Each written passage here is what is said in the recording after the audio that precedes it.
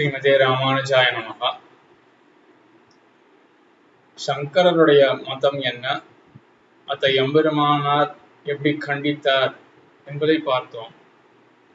கூடவே சேர்த்து இதையும் பார்க்க வேண்டும் என்று தோன்றிற்று. எம்பெருமானார் பக்தி என்றது பகவானை அடைவதற்கு உபாயம் என்பதை எப்படி தெரிவிக்கின்றார்? பக்தி பண்ணா பிரம்மத்தை அடைய முடியும் அப்படின்றது ஸ்ரீபாஷ்யத்தில் எப்படி தெரிவிக்கிறார் என்பதையும் பார்க்கலாம் என்று தோன்றிற்று. சங்கரர் என்ன சொன்னார்? உலகமானது பொய், பிரம்மம் ஒண்ணுமே உண்மை அப்படின்னு உபனிஷத்து சொல்ல அதுவே போதும். அந்த ஞானம் இருந்தா என்ன ஆகும்னா உலகமானது மறைந்து போய்விடும். எதிரில் இருக்கக்கூடியது கயிறு தான், பாம்பு அல்ல அப்படின்னு சொன்னாலே பாம்பு மறைஞ்சு போயிடும் இல்லையா? அது போல உலகம் பொய், பிரம்மம் மட்டும்தான் உண்மை அப்படின்னு உபனிஷத் அர்த்தத்தை கேட்டோமே என்றால் அதுவே போதுமானது மோட்சத்துக்கு என்று சங்கரருடைய பட்சம். எம்பெருமானார் என்ன சொன்னார்?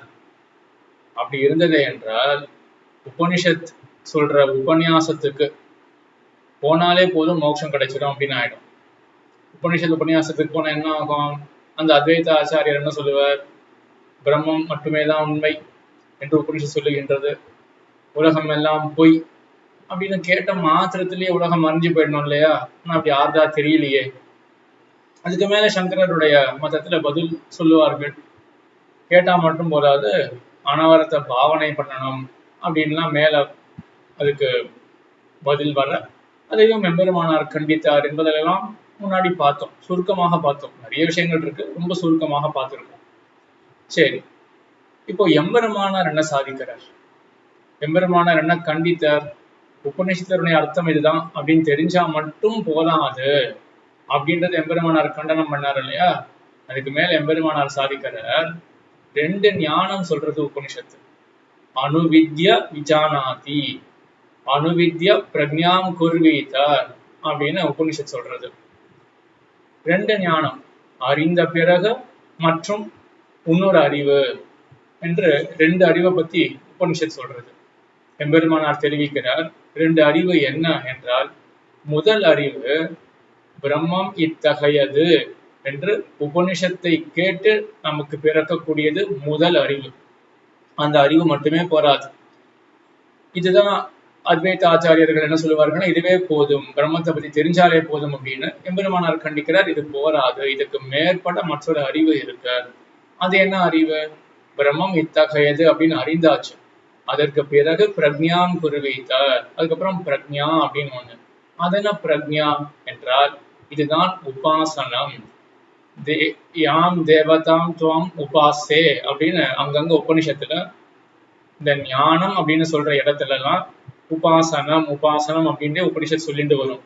எம்பெருமானார் என்ன பண்ணார் அப்படின்னா, 1000 இடங்கள்ல ஞானத்தை பத்தி சொல்லக்கூடிய இடங்கள்ல அங்கங்க உபாசனம் உபாசனம் அப்படின்னு உபனிஷத் ஆரம்பத்திலேயோ இல்லாட்டி முடிவிலேயோ சொல்றது. ஆகையினால வேதாந்தம் என்ன சொல்ல வருது என்றால், முதல் அறிவு ஏற்படுறது இல்லையா? உபனிஷத் வாக்கியத்தை கேட்டு நமக்கு அறிவு ஏற்படுறது, பிரம்மம் இத்தகையது அப்படின்ற அறிவு. அதற்கு பிறகு வேண்டிய அறிவு என்ன என்றால், அதுதான் உபாசனம் என்கிற அறிவு அப்படின்னு எம்பெருமானார் இப்படி எடுத்துன்னு போறார். ஆக என்ன புரிஞ்சுக்கணும்? முதல்ல உபனிஷத்தை கேட்டு வேதாந்தத்தை கேட்டு, அதுதான் சிரவணம் அப்படின்னு பெயர். வேதாந்த சிரவணத்தை பண்ணோமே என்றால் பிரம்மம் இத்தகையது அப்படின்ற அறிவு வரும். அதற்கு பிறகு உபாசனம் செய்ய வேண்டும் என்று உபனிஷத் அங்கங்கே காட்டுகின்றது. ஆக ரெண்டு அறிவு இருக்கு. இரண்டாவது அறிவு உபாசனம் என்றால் என்ன? உபாசனம் என்றால் என்ன என்றால், உபாசனம் தியானம் நிதித்தியாசனம் எல்லாம் ஒண்ணுதான். என்ன தாற்பயம் என்றால், தைலத்தாராவது அபிச்சின்ன ஸ்மிருதி சந்தான ரூபம். தைலத்தினுடைய தாரையை போல, எண்ணெயினுடைய தாரை, ஜலத்தினுடைய தாரை இருந்தா அங்க பிசிறு இருக்கும். ஆனா எண்ணெயினுடைய தாரையில பிசிறே இருக்காது. அது போல இடைவிடாமல் இருக்கக்கூடிய சிந்தனம் இருக்கு இல்லையா? ஸ்மரணம், நினைவு, அதுக்குதான் உபாசனம் தியானம் என்று பெயர். ஆக முதலறிவு பகவான் இத்தகையவன், இப்படிப்பட்டவன் அப்படின்ற அறிவு உபனிஷத்தை கேட்டு வரக்கூடிய அறிவு. அதற்கு பிறகு எம்பெருமானுடைய தன்மைகள் தெரிஞ்சது இல்லையா? அதை பத்தியே அனவரதமாக இடைவிடாமல் சிந்தித்து கொண்டே இருக்க வேண்டும். அந்த அறிவுக்கு தான் உபாசனம் என்று பெயர். சரி, எவ்வளவு சிந்திக்கணும் இந்த எம்பெருமானை பத்தி? பிரம்மமானது தெரிஞ்சிருச்சு வேதாந்தத்திலிருந்து. எல்லா இடத்திலையும் பறந்து இருக்கக்கூடியது பிரம்மம். அபார கல்யாண குணங்களை கொண்டது பிரம்மம். நமக்கு என்ன தோஷம் இருக்கோ அந்த தோஷங்கள்லாம் பிரம்மத்துக்கு கிடையாது. கண்ணால பார்க்கக்கூடிய அச்சேதன பொருள்களுக்கு என்ன தோஷம் இருக்கோ அதெல்லாம் பிரம்மத்துக்கு கிடையாது. ஆக இப்படி அகில ஹேய பிரத்யநீக்கமாகவும் கல்யாணிக்க தானமாகவும் எல்லா நற்பண்புகளுக்கு இருப்பிடமாகவும் ஒருவித குற்றமும் இன்றிக்கே எல்லா இடத்திலையும் பறந்து இருக்கக்கூடிய விரிந்திருக்கக்கூடிய தத்துவம் பிரம்மம் அப்படின்னு உபநிஷத்துல இருந்து தெரிஞ்சுட்டோம். இதை பத்தியே நினைச்சுட்டு இருக்கோம். இதை பத்தியே நினைக்க நினைக்க இந்த உபாசனம் என்ன ஆகும் என்றால், மற்றொரு வேதாந்த வாக்கியம் சொல்றது, திரஷ்டவியா நிதித்தியாசித்தவ்யா, தரிசன சமானாகாரமாக இந்த உபாசனமானது மாற வேண்டும். அதாவது எதிரில் எம்பெருமான கண்டால் எப்படி இருக்குமோ அந்த அளவுக்கு நம்மளுடைய நினைவானது பரிபக்குவத்தையே அடைய வேண்டும். பக்குவமாக ஆகணும், நல்லா சமைக்கப்படணும். இந்த நினைவானது எப்படின்னா, எதிரிலேயே எம்பெருமானே இருக்கானே அது போல தோன்ற வேண்டும். இதுதான் தரிசன சமானாகாரதா அப்படின்னு சொல்லுவார்கள். எம்பெருமானாலும் அங்கங்க விஷததம அவபாசகா என்று சொல்லுவார். அங்க என்ன பார்த்தோம்னா, எம்பெருமான் இப்படி பட்டவன் ஒரு நினைவு, அந்த நினைவையே நாம் இடைவிடாமல் சிந்தனம் பண்ணிட்டே இருக்கும். சிந்தனம் பண்ண எதிரிலேயே எம்பெருமான் இருக்கிறதா போல தோற்றும். அதான் தரிசன சமானாகாரதா. தரிசனம்னா பார்வை, சமான ஆகாரத்தானா அந்த பார்வைக்கு என்ன ஒரு தன்மை உண்டோ அது போல நம்மளுடைய நினைவே ஒரு பார்வையாக மாறிவிடும். இது எப்படி நினைவானது எப்படி பார்வையாக மாறிவிடும் என்றால், இதுக்கு ஒரு லௌகிகமான உதாரணம் எடுத்துப்போம். வெளிநாடு இருக்கு, அமெரிக்கான்னு வச்சுப்போமே. அந்த நாட்டை பத்தி வெறும் கேள்விப்பட்டிருக்கோம். இந்த காலத்துல டிவியில பார்த்துடலாம் அமெரிக்கா எப்படி இருக்கு அப்படின்னு. ஒரு 50 வருஷம் முன்னாடி எடுத்துன்னு போவோம். அங்க யாரோ ஒருத்தர் சொல்லி கேட்கறான், ஒருத்தன் அமெரிக்கா ஆனது இப்படிப்பட்டதாக இருக்கும் அப்படின்னு. சொன்னதுல இருந்து அவனுக்கு ஒரே ஆசை, அமெரிக்கா அப்படி இருக்குமா இப்படி இருக்குமா அது அப்படி நினைச்சுட்டே இருக்கான். அங்க இங்க போல வெப்பம்லாம் கிடையாது, இங்க போல பொல்யூஷன்லாம் கிடையாது அப்படின்னு சொல்ல அதை பத்தி யோசிச்சுட்டே இருக்கான் அப்படின்னு வச்சுப்போமே. அவனுடைய நினைவு சதா சர்வ காலமும் அமெரிக்காவை பத்தியே இருக்குன்னு வச்சுப்போமே. இப்படி இருந்ததுன்னா இங்க இருந்தாலுமே கூட, இங்க வைகாசி மாசத்துல உச்சி வெயில் அவன் இருக்கான்னு வச்சுப்போமே, அவனுடைய நினைவு எல்லாம் அமெரிக்காவை பத்தியே இருந்தது என்றால் இங்க இருக்கக்கூடிய வெப்பமானது அவனை தாக்குமான. அவனுடைய நினைவு இங்க இல்லவே இல்லையே. அவனுடைய நினைவு எல்லாமே அமெரிக்காவில் இருக்கிறதுனால அமெரிக்கா தான் எதிரில் இருக்கா போல இருக்குமே ஒழிய, இங்க இருந்தாலும் கூட அவன் அமெரிக்காவில் இருக்கிறான் அப்படின்னு சொல்லிடலாமா? அந்த மாதிரி இது ஒரு அத்தியந்தமான ஹேயமான ரொம்ப தாழ்ந்த விஷயத்தை பத்தி புரிஞ்சுக்கிறதுக்காக சொன்னேன். இதே போல இந்த அச்சேதன விஷயத்துல, இதே போல ஆத்ம விஷயத்துல எடுத்துக்கணும் என்றால், நமக்கு எல்லாம் தெரியும் ஆத்மாவானது உடம்ப காட்டிலும் வேறுபட்டது அப்படின்றது நம்ம எல்லாம் தெரிஞ்சு வச்சுட்டு இருக்கோம். ஆனா அதை உணர்ந்து இருக்கோமா? இந்த உடம்ப பத்தி, உடம்புல யாராவது ஒரு ஹிம்சையை செய்யணும்னு கூட அது அவசியம் கிடையாது. உடம்ப பத்தி ஒரு சுடுசொல் யாராவது சொன்னாலே உடனே நமக்கு சட்டுன்னு நமக்கு தான் வெறுப்பு வரும், துக்கம் வரும். ஆனா இந்த உடம்பு அல்லவே நாம் அப்படின்றத நாம் தெரிஞ்சுட்டு இருக்கோம். ஆனா நம்மளால உணர முடியல இல்லையா? ஒரு கால் இந்த உடம்பு நான் அல்ல அல்ல அப்படின்னு தியானம் பண்ணிட்டு இருக்கோம்னு வச்சுக்கோமே, இடைவிடாமல் தியானம் பண்றோம். தியானம் பண்ணினோமே என்றால் என்ன ஆகும்னா, அடுத்தவர் இந்த உடம்பை பத்தி உங்க சொல்ல நம்ம மனசுலயே படாது. ஏன்? ஏன்னா அந்த ஆத்மா நேர தோற்றும் கண்ணுக்கு. கண்ணுக்கு தோற்றுறது அப்படின்னா கண்ணுக்கு ஆத்மா தெரிய போறது கிடையாது. நம்முடைய நினைவெல்லாம் ஆத்மாவிலே இருக்கும். இதுதான் சாட்சா்காரம், ஆத்ம சாட்சா்காரம். விஷயத்த சம அவபாசகா, தரிசன சமானாகாரத்தா, எல்லாமே ஒரே அர்த்தம் தான். மற்றொரு விதத்திலையும் புரிஞ்சுக்க பார்ப்போம். எதிரில சுவர் இருக்கு, சுவருக்கு அண்ணாண்ட மற்றொரு பொருள் இருக்கு. இப்படி இருந்ததுன்னா அண்ணாண்ட இருக்கக்கூடிய பொருள் கண்ணுக்கு தெரியுமா? தெரியாது, சுவர் தான் மறைச்சிடுமே. இதே போல ஆத்மாவை பத்தியே நினைச்சுட்டே இருந்தோமே என்றால் என்ன ஆகும்னா, மற்ற பொருள்கள்லாம் மறைஞ்சே போயிடும். அப்ப நேரம் ஆத்மா கண்ணுக்கு தெரியுதுன்னு கூட சொல்லிடலாமா? இதுதான் விஷயத்த சம அவபாசகா என்று இது ஆத்ம விஷயத்திலையும் பார்த்தோம். முதல்ல புரிஞ்சுக்கிறதுக்காக ரொம்ப அத்தியந்தமான ஒரு ஹேய விஷயம் அமெரிக்கா அப்படின்ற விஷயத்த பத்தி பார்த்தோம். அடுத்தது ஆத்மா விஷயத்துல பார்த்தோம். இதே போலதான் பரமாத்மா விஷயத்திலையும். பரமாத்மாவை பத்தி தியானம் பண்ணிட்டே இருக்க, இடைவிடாமல் தியானம் பண்ணிட்டே இருக்க, மற்ற விஷயம் எல்லாம் நெஞ்சில படவே படாது. கூறத்தாழ்வான் ஒருத்தர் கேட்டாராம், ஆழ்வான் எனக்கு எம்பெருமான ஞாபகத்திலே வைத்துக் கொள்ள வேண்டும், ஏதாவது வழி சொல்லுமே அப்படின்னு கேட்டானா ஒருத்தன். அதுக்கு ஆழ்வான் பதில் சொன்னாராம், மறக்கிறதுக்கு ஏதாவது வழி சொல்ல எனக்கு அப்படின்னு சொன்னாராம் ஆழ்வான். என்ன தாற்பயம்? ஆழ்வானுக்கு எம்பெருமான விட்டு நினைவு மாறவே இல்லை. எல்லா நினைவுகளும் எம்பெருமான பத்தியே இருக்கு அப்படின்னு தாற்பயம். ஆக என்ன தெரிஞ்சுக்கிறோம்? இது ஆழ்வானுக்கு பகவானுடைய அனுகிரகத்தினால இந்த மாதிரி ஒரு நிலை வந்தது. உபாசனம் பண்றான் இல்லையா, அவன் வந்து இதை கஷ்டப்பட்டு இந்த நிலையை தானே சம்பாதனம் பண்ணுவான், தானே சம்பாதிச்சு கொள்வான். என்ன பண்ணுவான்? அவனுக்கு இதே நிலை தான் வரும். அவனும் எம்பெருமான அவனால மறக்கவே முடியாது. எம்பெருமான் தான் அவனுடைய நினைவுக்கு விஷயமாக இருப்பான். இதுதான் தர்சன சமானாகாரதா. ஆக என்ன ஆகும்? முதல்ல எம்பெருமானை பத்தி தெரிஞ்சுக்கணும் உபனிஷத்தை கொண்டு. அதுக்கப்புறம் எம்பெருமானை பத்தி நினைக்கணும். என்ன உபனிஷத்துல இருந்து தெரிஞ்சுட்டோமோ, அமெரிக்கா பத்தி என்ன தெரிஞ்சுட்டு இருக்கோம், ஒருத்தர் சொல்ல நம்ம கேட்டிருக்கோம் இல்லையா, அமெரிக்கா இப்படிப்பட்டதாக இருக்கும் அப்படின்னு. அதே போலதான் இங்கேயும் உபனிஷத்து சொல்ல நம்ம கேட்டிருக்கோம் இல்லையா, பிரம்மமானது ஸ்ரீ வைகுண்டத்துல அப்படி இருக்கும், க்ஷீராபில இப்படி இருக்கும், சூரிய மண்டலத்தினுடைய மத்தியத்துல இந்த மாதிரி இருக்கும், ஹிருதயத்தினுடைய ஹிருதய குகையில எம்பெருமான் வந்து இந்த மாதிரி திவ்யமங்கல விக்கிரகத்தோட இருப்பான், அவனுக்கு இப்ப ஏற்பட்ட கல்யாண குணங்கள்லாம் இருக்கு, எல்லா இடத்துலயும் வியாபித்து இருப்பான். இதெல்லாம் உபநிஷத்து சொல்லித்தானே கேட்டிருக்கோம், நம்ம கண்ணாலையா பார்த்துருக்கோம் அதெல்லாம். ஆக இதுவும் ஒருத்தர் சொல்லி கேட்ட விஷயம் தான் இது, பிரம்மத்தை பத்தின விஷயம். இதுக்கப்புறம் இடைவிடாமல் யோசிக்க நினைக்க இதுவே மனசுக்கு விஷயமாகி இதை விட்டுட்டு புறம்பு ஒரு விஷயத்துல போகவே போகாது. அப்போ இது மட்டும்தான் விஷயமாக இருக்கும். இதுதான் அப்போ நேர்ல ஒருத்தர் கண்ணெதிர ஒருத்தர் இருக்காரு அப்படின்னா அவரை தாண்டி அண்ணாண்ட பார்க்க முடியுமா?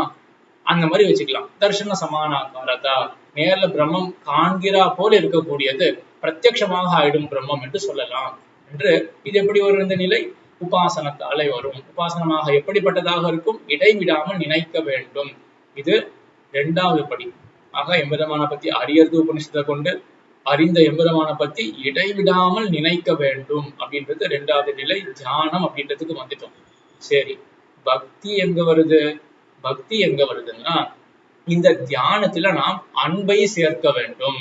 இடைவிடாமல் எம்பெருமான பத்தி நினைக்கணும் இல்லையா, எல்லா இடத்துலயும் பிரம்மமானது பரவி இருக்கும், அது எல்லாரும் காட்டிலும் மேம்பட்டு இருக்கும் அப்படின்னு ஒரு கடின சிந்தனையாக, ஏதோ சுஷ்க ஹிருதயம் அப்படின்னு சொல்லுவார்கள், சுஷ்க ஹிருதயம் அப்படின்னு சொல்லுவார்கள், உலர்ந்த ஹிருதயம், கொஞ்சம் கூட நீர் பசை இல்லாம, கொஞ்சம் கூட அன்பே இல்லாம எப்படிலாம் எம்பெருமானை பத்தி நினைக்க கூடாது. ஆனா என்ன பண்ணணும்?